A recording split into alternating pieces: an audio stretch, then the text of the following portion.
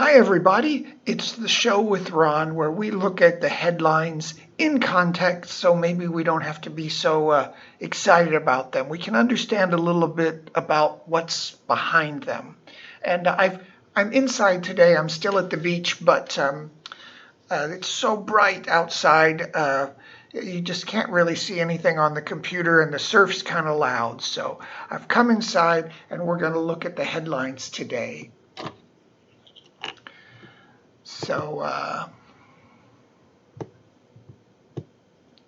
okay, Murdoch engaged again. Hey, that's good for him. He doesn't have much time left, I hear. So here we have coming up the hopes and the fears for the State of the Union address.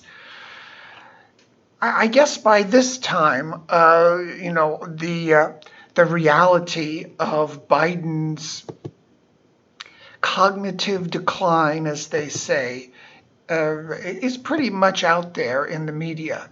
For many months, the media was kind of downplaying it and kind of upplaying the fact that Trump's just a few years younger, so that's fine. But that report on the mishandling of papers that supposedly the White House or Biden was engaged in, and the point in not bringing a prosecution against Biden or the White House or having him testify was that he couldn't really answer questions anymore. Imagine that for the president. So here we have pretty much out in the open now, Democrats even saying we are nervous about his ability to speak without blowing things. So hoping that he has the same energy as next year.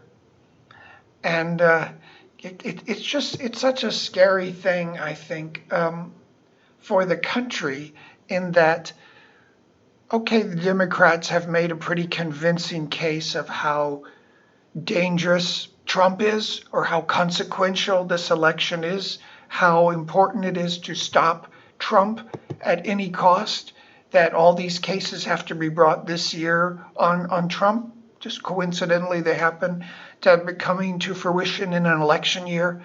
So they make this case. Certainly, I can see both sides of it. I understand where people are coming from. But if the Democrats are making this dire a case, how and why are they depending on someone like Biden to stand up against Trump? It's really a weird, a high wire, risky situation that we're being put in. If it is true, as the Democrats say, that it's the end of democracy finally, and of course this has been said many times during the 21st century. Maybe now with a little more justification, but still, it's baffling that we have these two candidates. That's all we have to choose from. Thousands of children call on Congress to save TikTok. Campaign backfires, the bill advances. Now, I've looked all through these, and I've been aware of this. The funny thing here is that the fact that TikTok was able to mobilize American children to kind of attack and go after and contact U.S. senators sort of plays into the idea that the Congress has that China is manipulating American youth, perhaps. But the bigger I've never really heard directly why it's necessary to block TikTok in the United States. I know there's a lot of ideas outside of Congress and this bill about why TikTok is so bad. It caused a lot of kids to trendily fake mental illness. Perhaps it put a lot of propaganda on there that swayed the American public into supporting a terrorist organization, Hamas in Gaza, over Israel, these sorts of things. But those, I don't see those coming up in any of this discussion. It's just something about maybe China's having access to our data or information about consumer habits.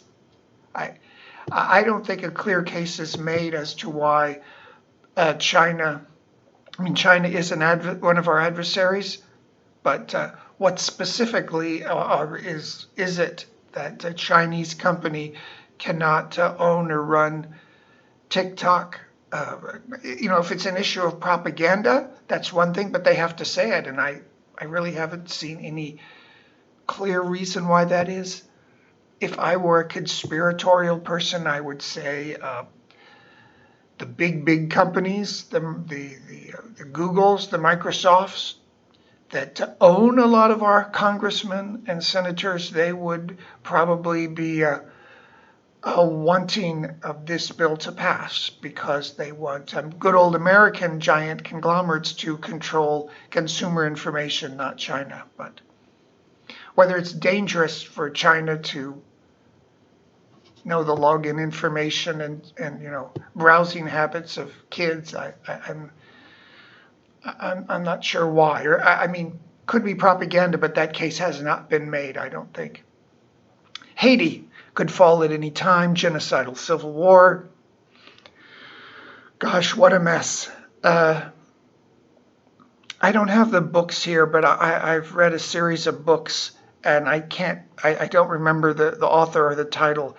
Really good about this U.S. Marine who was there occupying Haiti in the 1920s. U.S. There are lots of reasons people say Haiti is a mess. And for instance, just right next to it is the Dominican Republic, which is a huge success, almost like the same country, just cut down the middle. One side is a mess, the other side isn't. Both sides had used huge debts from colonial occupation. Dominican Republic has dealt with those. I'm not sure if throwing more money at Haiti would have solved any problems. There's been a lot of money that has been thrown in there over the years. One of the big differences between those two countries is the United States occupied the Dominican Republic for a lot longer. And there are a lot of people who are agitating for us to get out of Haiti, and we did, and we've been back and forth ping-ponging for years. What a shame of what's happening down there. And it's also a shame when a country's not really important enough to care that much. As it is, the U.S. is not going in. Again, there is a coalition of nations, principally, I believe, Caribbean nations that are trying to at least keep hold of the airport. But that's beyond a failed state. Trump, money woes. We talked about this yesterday. If we elected America to flee in droves, this was sort of like the virtue signaling that has happened again since the year 2000. So many big celebrities and notable people who would say if a Republican is elected, they would have to flee the country. And of course, they never did. Who knows what will happen this time? This time, it seems like there's more people on the right, maybe, who are making these claims. But again, I think on both sides, if we go all the back to the Bush administration, that was sort of the first, even before the term was out, virtue signaling. The first virtue signaling when we had people saying, "Oh, I'm so good, I'm going to leave the country," as an object lesson to all of you.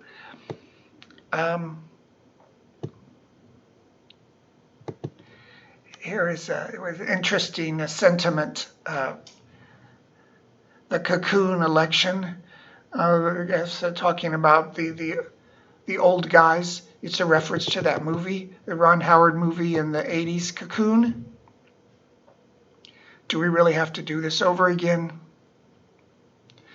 It's a repeat, a rematch of the 2020 election. And anybody who knows, that the only reason that Biden won the 2020 election It probably would have been a blowout under normal circumstances for Trump in the 2020 election.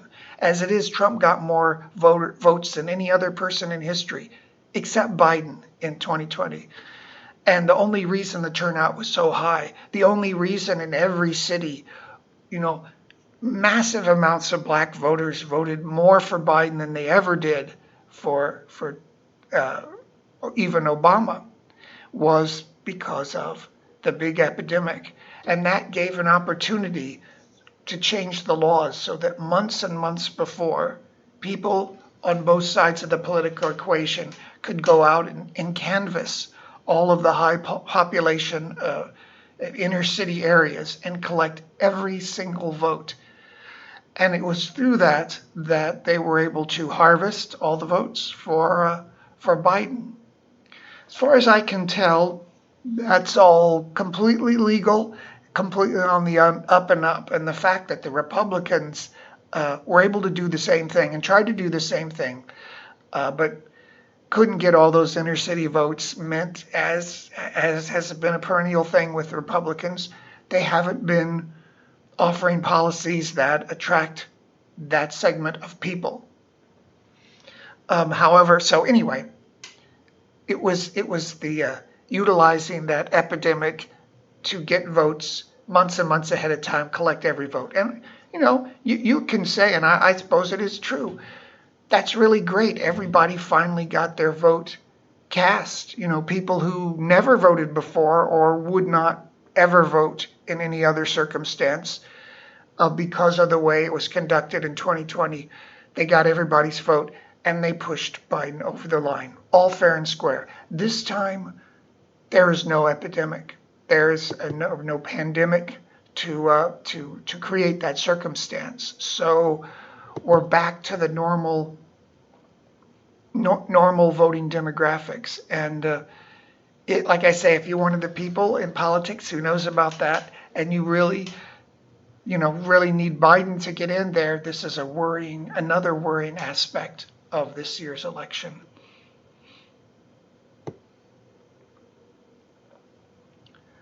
What else do we have here? Saudi Arabia.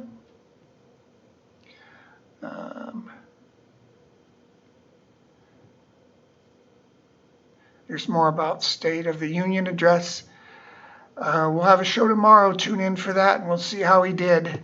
I ever since maybe the Clinton era, I stopped watching those, I just watched the State of the Union in dribs and drabs.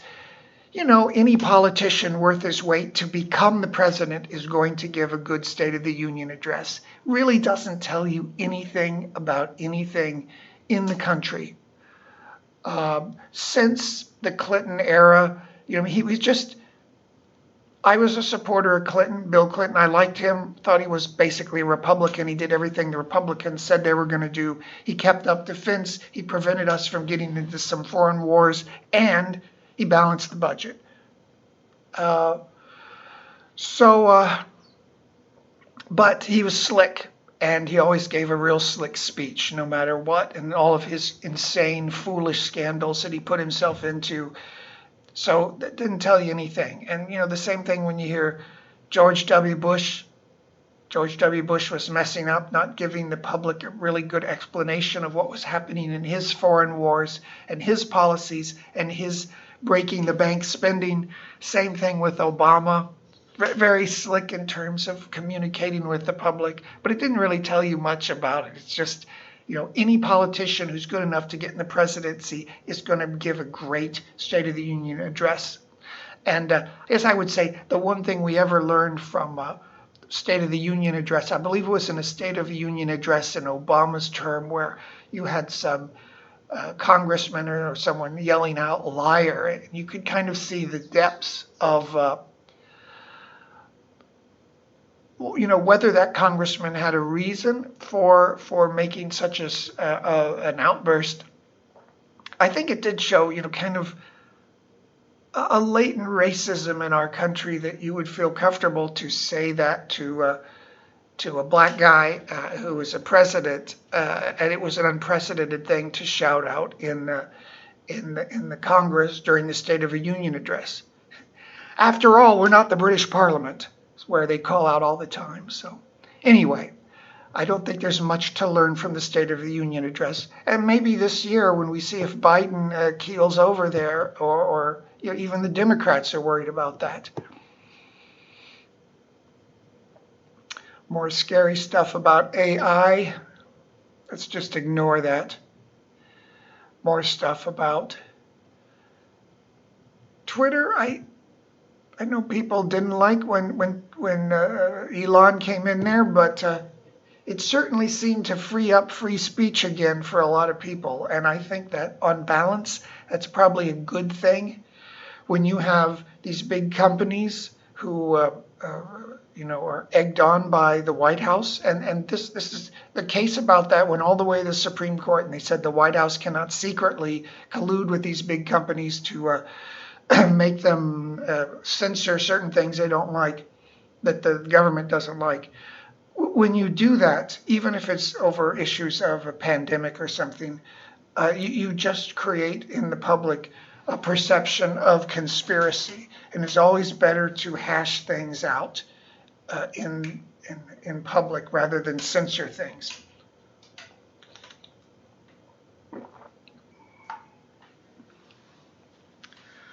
Okay, here we have Biden emergency mission to build port in Gaza.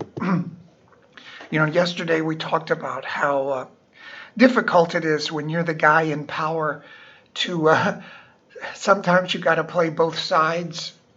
So Biden started out very traditionalist president supporting Israel, as he should have, in this issue, in this fight with Hamas, this terrorist organization in Gaza that took all of these hostages.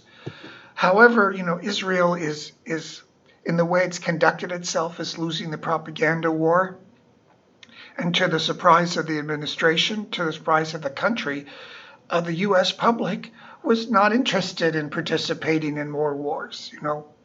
We'd heard a lot of the times, especially when Republicans were president, that wars were bad, and presidents who are Republicans who conduct wars are war criminals because innocent people are killed. We don't have the money. They should be dragged before the Hague. And I think this has gelled over many years, and here we have this situation, and it's probably egged on by social media, and they say social media vessels like TikTok have brainwashed the U.S. public or the young people to hate Jews even, and some of the protests are quite intemperate, and I never thought I would see that in my lifetime, the anti-Israel protests. But here we have the president as having to kind of flip-flop. They're dropping aid into Gaza now, so he says, look, everybody, the far left, some of the people who have deserted him in the primaries, Biden in the primaries, by voting no choice or uncommitted, especially in like liberal bastions such as some areas in Michigan and Minnesota. So Biden's having to say, we are supporting the poor Gaza citizens. So now they have to build this thing, and whether this big port, whether that convinces anybody, it does show the difficult position a president can be in. This president also had an unprecedented policy that's never really been explained of the open immigration, allowing people to come in and then illegally and then putting them up with full services. For what reason, we don't know why. America is a nation of immigrants, but this was an unprecedented policy. Now, in the past few months, Biden has had to say, he wants to close the border. He wants to build the wall. When Trump said those things, he was a terrible racist, but Biden has to say them now because, they look at the polling. They do look at the polling. I'm not big into fights, but I grew up when Tyson came up and was really big, and boy, I really loved watching Mike Tyson, and even through all of his travails, even when he was biting ears and he went to jail, you have the sense of this guy, this This guy coming from poor surroundings, maybe used by other people, trying to find his way in the world, going bankrupt, all his tragedies. I always liked him and liked seeing what he was doing and how great a fighter he was. So this is interesting, fighting Jake Paul, who is, certainly one of those pretenders, one of those fakers, but he showed he's the real thing, and he really can fight and have a self-made career fighting. So Jake Paul and Tyson. I hope Tyson's up to it. I don't have anything against Jake Paul, but I'd love for Tyson to win. This is interesting about all the money that Apple is putting into prestige films, trying to launch. For some years now, it's sort of threadbare streaming service, and their claims, which are surely false, that all of their big budget bombs like Killers of the Flower Moon, I guess Argyle, I don't know what that was, a James Bond spoof, and others, that these films that didn't barely made back even the money that was spent on them. See, Napoleon was one of them. Cost $200 million to make and made $221 million. And Killers of the Flower Moon cost $215 million and made $157 million. But Apple still claims they all made money, of course, which is surely false. But this article does make a good point finally, that it's good these films were made. It's good to see a Ridley Scott movie. It's good to see a Scorsese movie when he's so old, and that someone's willing to bankroll these guys' vision, even if it's not going to be commercially successful. And it does point out this idea that why is Apple now still trying to get into the streaming service? They've never really made a splash with any of their original productions there, I don't believe. And they have canceled other long-term projects recently, like their electric car. And with the consolidation of the streaming services, it seems strange that anybody would subscribe to Apple for anything. And then it says, well, they make almost $100 billion profit or revenue a year. So spending a few $100 million on this probably doesn't matter one way or another. So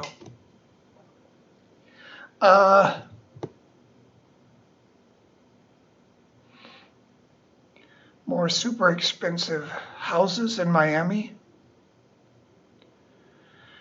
Gosh, everyone asking, where is Kate, despite palace reassurances? After so many years of trying to get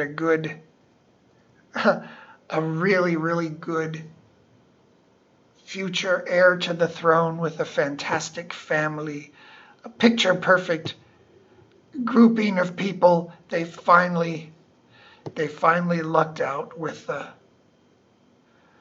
William and Kate and their kids. They all seem to have the exact proper temperament for the job. I hope nothing happens to Kate. I hope she's okay. What bad luck if that's not the case.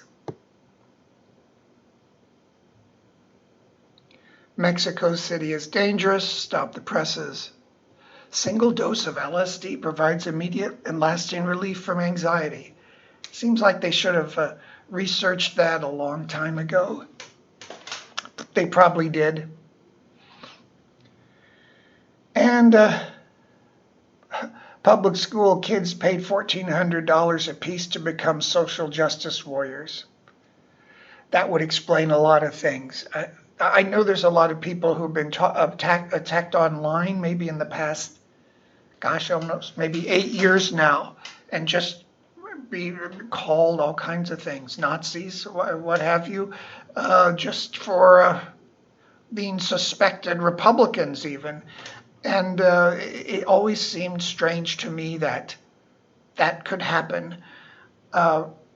So I'm not surprised to hear that there might be social media influence companies that have been paid maybe by big corporations to get in there and protect their interests. Maybe especially when people are attacking media offerings from big companies. I won't mention those companies, but that's just my conspiracy theory. So I was just reading this book at the beach, and I posted about this on social media before, but suppose I just be an evangelist for it. If you know the great noir pulp writer Raymond Chandler, by this backwards, I think maybe, but The Big Sleep, Farewell, My Lovely, you'll recognize his stuff from the films like with Humphrey Bogart. And the writing style is so brilliantly pithy and is so wonderful, crackling dialogue. And I just find it's like a Hemingway with a twist and with some Faulkner thrown in. I'm surprised that Raymond Chandler is not regarded among the literary greats. That he's still kind of a pulp novelist. But if you get a chance, read The Big Sleep or Farewell, My Lovely. They're kind of long books, but you can't stop reading them. It's just the detective going around and meeting dames and tough guys and talking to the police and being a tough guy. It's wonderful. Hey, I wrote a book too. Young people find their dreams and failures in Bangkok and then go on to the furthest places in search of something the modern world can no longer. This is the story of There Are Still Unknowns, my new novel on sale at Asia Books and on Kindle ebook. It's a tale for a new generation, disillusioned by the promises of the world, wanting to search for their destinies in far-off places. That's my book. I hope you'll read it and let me know if you liked it or not. Hopefully you will. You can probably hear the dogs. They fought with each other and barked all night long. These are the beach dogs of Thailand. So anyway, I got to go get breakfast soon. And I'll see you tomorrow, and maybe we'll talk about the State of the Union, see what happened, see if Biden made it. Until tomorrow.